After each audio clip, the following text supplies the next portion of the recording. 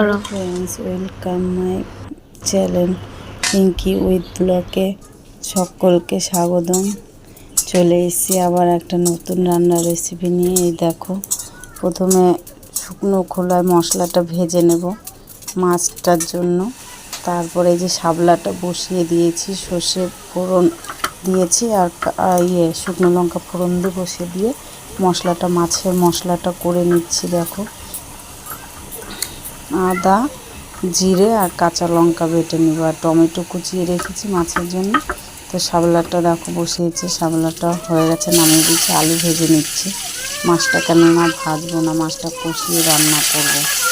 তো আলুটা ভেজে নিয়ে তারপরে সেই মশলাটা কষিয়ে নেব, কষিয়ে নিয়ে তারপরে মনে করো মাছটা কষাবো।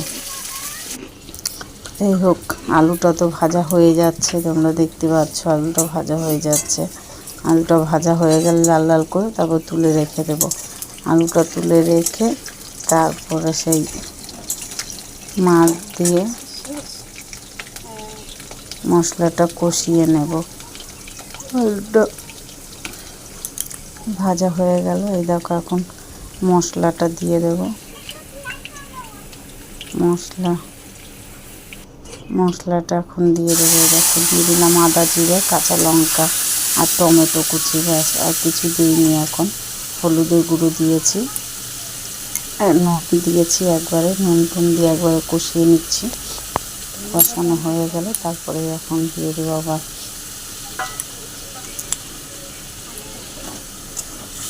মশলাটা। একটু ভালো করে না কষালে ভালো লাগবে না, মনে করো না, কাঁচা কাঁচা গন্ধ থেকে যাবে মশলা দিয়ে। তো মশলাটা ভালো করে কষিয়ে নেব।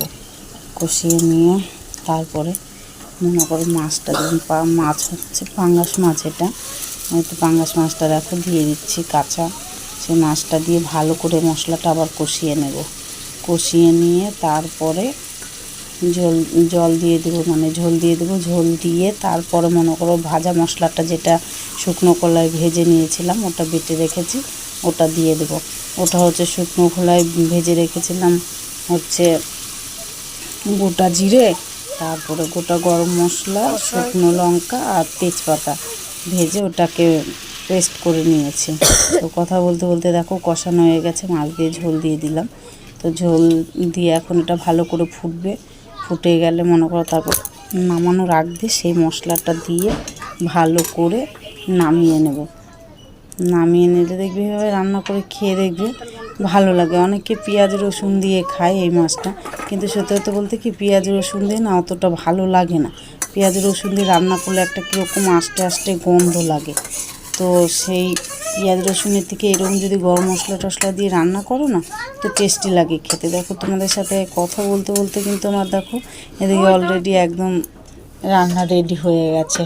তো দেখো পাঙ্গাস মাছটা পুরো রেডি হয়ে গেছে। পাঙ্গাস মাছ রান্না করেছি, আর দেখালাম যে তোমাদেরকে শাবলা বসিয়েছিলাম। এই দেখো শাবলা ভাজা হয়ে গেছে, আর হচ্ছে উচ্ছে দিয়ে আলু দিয়ে ঝোল করেছি, সেটা দেখাতে পারিনি তোমাদেরকে, খুব তাড়া ছিল, সকালে তোমাদের দাদাভাই খেতে আসে। তো উচ্ছে আলু ঝোলটা করেছি, কালো জিরে, শুকনো লঙ্কা